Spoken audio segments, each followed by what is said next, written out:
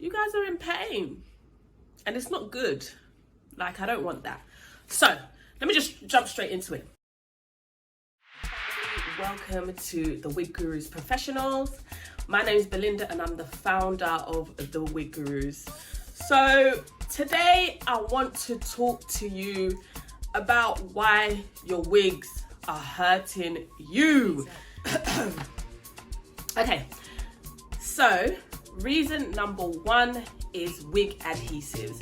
Now I'm talking everything from got2b down to traditional lace glues that everyone seems to sell. Your favorite hairstylist, no shade. But you know, it is the truth. I'm gonna be real with you guys. So the problem with these wig glues is, I created like an analogy kind of. I was born and bred in South London, Croydon to be precise. Now, if you're from that area or maybe London in general, you should have heard about the Croydon facelift. Now, it's basically a hairstyle that one used to do back in the day where we just put our ponytail very, very tight and high, and it causes like your face to literally lift. Now, this is a technique that I've seen done with lace wigs as well to help snatch faces for photo shoots and whatnot, and it's something that is practiced by everyday women as well, which is concerning because the placement of your glue on your hairline can literally snatch your baby hairs, and that is extremely painful if you've been in this position. Even with your got2b, like a lot of people have the misconception that got2b, because it's a hairspray, it's not going to cause pain, it's not going to cause too much hold, which is true. The latter is true. It will not create so much hold, but as for the pain, yes, because imagine like you've sprayed this thing on your hairline and then obviously you've laid your wig, which I've actually done on myself today. Got2b, that's all I use on my wigs.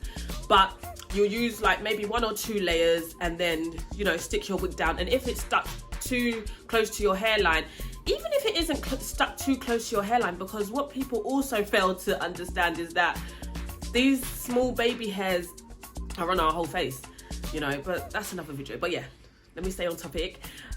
So these small hairs that get stuck onto the wig, there's tension on your wig, especially when you put it on. Even if it's glueless, you're pulling that wig back. Like you put your wig on and then you pull it back to stay, and then obviously arrange it so it's all good. But that is creating tension on the hairline regardless if you're using a wig glue or a wig spray like got2b.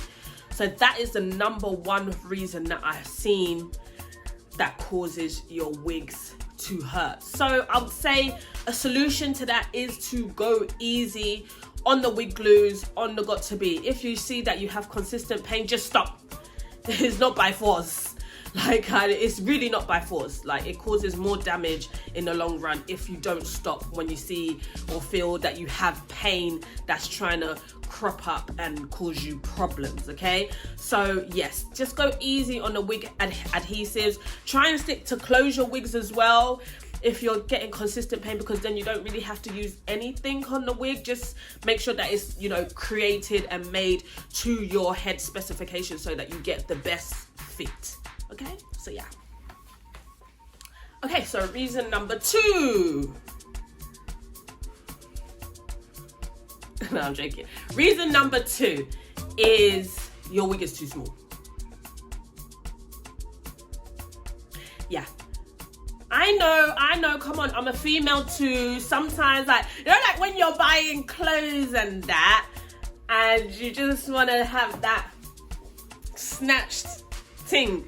So you try to just go that size smaller. The same does not apply to your wig. I literally look at wigs as like an item of clothing, believe it or not. But yeah, it's not the same thing. You can't get away with having a wig that is too small. Yeah, you might get away with it for like a night going out, but the pain you're going to experience is not gonna be a joke.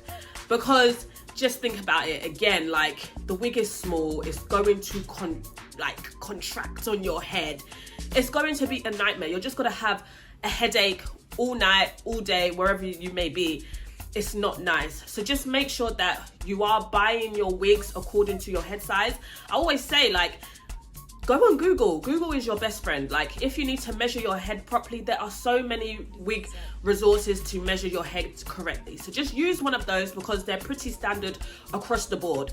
Use one of those, get your head measurements right, transfer it to whoever's making your wig, someone like us or another company, and make sure that your wig is created to your head specifications. If the company is very professional, they will be able to tell when you haven't measured it properly. So just make sure you're working with a company that knows what's up. Like, you know, I know sometimes you want to support your friends and stuff, but these are where these small issues, which lead to bigger issues like headaches, come in. So just make sure you're getting your wig from a professional source and you should be fine. If your wig is too small, there are ways to make it bigger. Just make sure that you have to go to a professional, someone like us, because we make wigs from scratch, we ventilate it. There's so many ways to extend the wig and make it bigger. So if you go to a stylist and they say, do you know what, all hope is lost, we can't do it, then don't give up, because there are people out there who really are about this wig life and they can help you and they can make the wig bigger, because wigs are expensive, especially nice ones. So I know, like, it can get really, really annoying when you don't get what you want. So just make sure that your wig is to your head size to avoid any type of discomfort whatsoever. I believe we are on reason number 3. If we're not, then we are not, but we are on the next reason, yeah? Okay, so reason number 3 is the positioning of your wig, band, clips, and combs, baby. We need to get this right.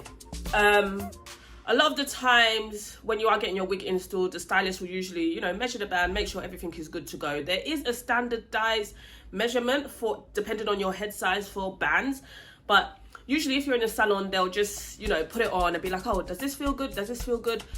When that is happening, don't wait for it to feel tight. Tight is not a good thing. I know that most people think that, oh, if it's tight, it's not going to go anywhere or whatnot. No. Yes, okay, yes, it won't go anywhere, but you will be suffering. I don't know why people like to suffer in this life. Like, come on, stop suffering. But so make sure your wig band is comfortable. It shouldn't feel tight. In most cases, you shouldn't even feel it. To be very honest, if your wig is made correctly, you shouldn't even feel the band. It's just that extra level of security to keep the wig down like one hat. So make sure your band is not too tight. I've seen this too many times. And remember, if your band is too tight, do you know what's going to happen if you keep on wearing your wigs every day or on a consistent basis? Yes, the nape of your neck, the hairs there will break off. It's just going to happen by default. So please, this is very important. Make sure that your wig bands are not too tight. Now, the same with the combs and the clips. Usually when you get a pre-made wig, I hope you're all aware of the pre-made wigs. There will be combs in the cap by default. Cut them all out. Cut them all out. Cut it out. Cut it out. Yeah, the reason why I say cut it out is because I know, listen, I'm behind the chair. I see some things, yeah. A lot of you ladies, sometimes you get lazy and you don't want to braid your hair, which is completely fine. That's your choice. I have no qualms with that because it's not my head, it's yours. Obviously, when you do braid your hair down nicely, you get that more flat, nice look. But I do understand sometimes there's no time and you can't be bothered. Cool.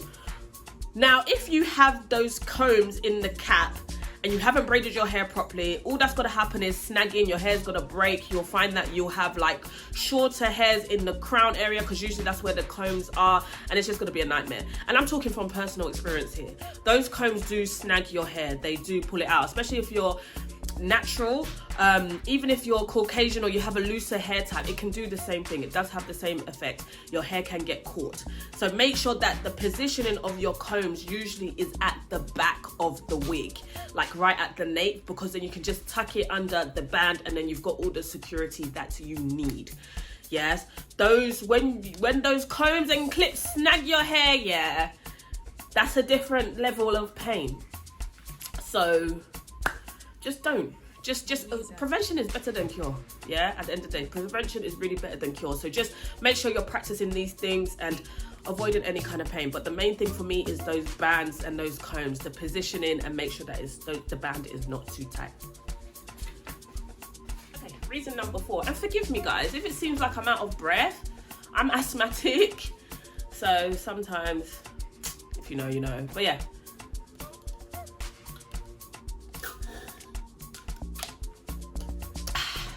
reason number 4, you not get me worked up because the pain is intense. Right, so the next reason is wefted wigs versus full lace wigs. By default, full lace wigs are lighter because wefts, they're not on a weft. They are ventilated individual hairs knotted onto the lace piece or the stretch cap, whatever. So it's just gonna be lighter by default. Wefted wigs can be heavy because of the wefts. Now, most closure wigs and all of that good stuff are wefted. Frontal wigs are wefted. Obviously, full lace is just full lace, so the whole thing is just lace and niceness and sexy and yeah. So I know a lot of our ladies, we like the full look. We like a lot of hair. We like 3-4 bundles and all of that kind of stuff. Baby, it's weighing down your neck. Yeah, it's just heavy. It's just unnecessarily heavy on you. So if you are a sensitive person like me, too much weight on your shoulders is not good. Like in general, just stop carrying things on your shoulders like too much. No, but in all seriousness, like if you're gonna have these wefted wigs made, just cut back on the bundles. You don't need to have 4, 5, 6 bundles of hair in your wig. I know it looks amazing, but if it's something again that you're gonna wear on a consistent basis, just chill with the bundles. Chill with the bundles, and just like 2 to 3 bundles can work depending on the style. I always say anything shorter than 12 inches you can get away with 2 bundles, period. And then a closure or whatever, maybe even 1.5 if it's shorter than 12 inches like a bob, you can get away with 1.5 bundles. So like anything longer, 2 to 3 max. Like when we're going to 4 or 5, it's just heavy. It's heavy. Or if you do want a full wig, a very full wig, and you don't have that pain like of headache and it's weighing you down, just go for a full lace wig with high density. I know it's a bit more expensive, but you're going to save yourself the headache, and plus full lace wigs look amazing. You have the styling versatility. So yeah, that's that. So reason number 5 is you're wearing your wig too long. Too much. It is too much. Seriously, you're wearing your wigs for an extended period of time, and if you've got your adhesive and your combs and your band and everything I spoke about, imagine that's in your wig and then you're wearing it for days on end. You're just asking for headache. Nobody, your man is not stressing you, your kids are not stressing you, work is not stressing you, your wig is stressing you and it's giving you a headache. So seriously, just chill, take a break. It's okay, trust me, nothing's gonna happen, seriously. And I'm talking to the clients that I have, you know I'm talking to you.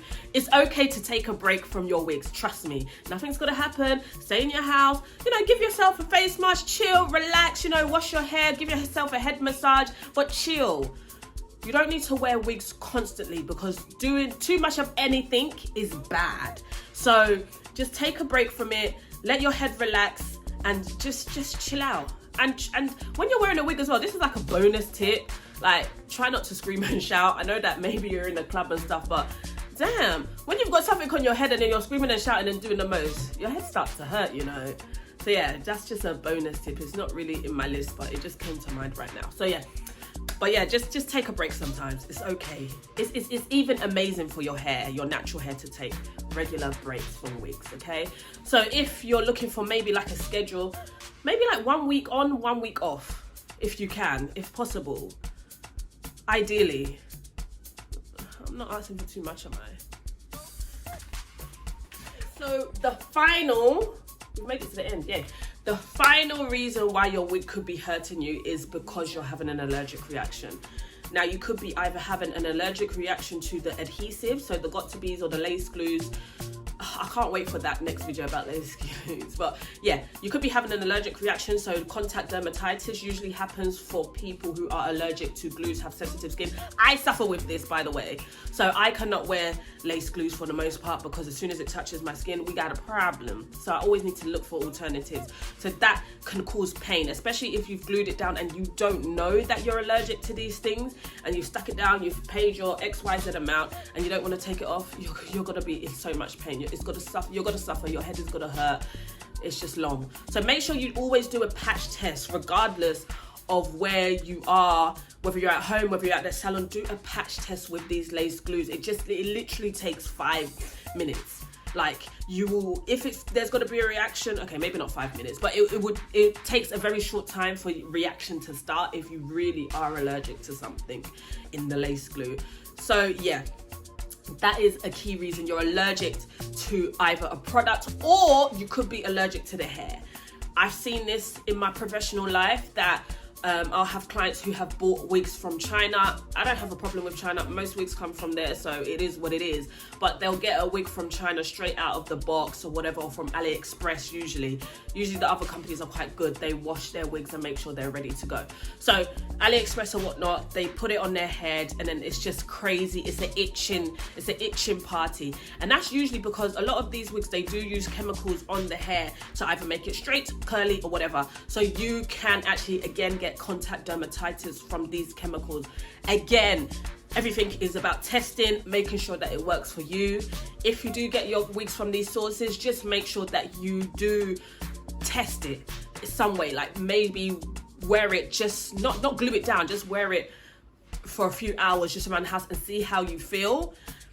And also wash your wigs thoroughly. This, I think maybe you've seen on YouTube with the Cancunolian hair, the synthetic braiding hair. Some people, they put apple cider vinegar on it to strip it of those chemicals and dirt and whatever.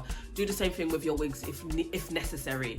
Nothing's really going to happen. Just make sure that you deep condition the wig. And I would also say, if you are going to do that, do it before you bleach the knots, because you don't really want to over bleach your knots, which a lot of people do, and then put an acid on top of it, which is just going to break off the hairs even faster. So just make sure that if you are going to do the apple cider vinegar rinse, just make sure you do it before you customize your wig, i.e. bleaching, styling, whatever, just to prep it and make sure that it's good to go. Okay guys, so that's it for today's video. I hope that you learned something and you took away some tips and tricks from a professional, and you know, just be safe with these wigs. I know that it is an amazing fashion statement. They look amazing, obviously, but you know, some things are just not worth it. You don't have to go through pain just to look a certain way. There's always, like I said before, there's always a solution to every problem. So if you're having issues with pain, just go through this video. I will also put a blog on our website, which will be detailed below, where you can refer back to the points that I've made if you like to read it. So yeah, just make sure that you take precautions, you know, because your health is your wealth at the end of the day. There's no point having an amazing wig that you spent £3,000 or dollars on and you can't wear it, you know. So just do your feasibility. Ask a lot of questions when you're buying your wigs with your stylist or your companies, and if they can't answer your questions, maybe that's a red flag. Okay guys, so until next time, we will see you again. Bye.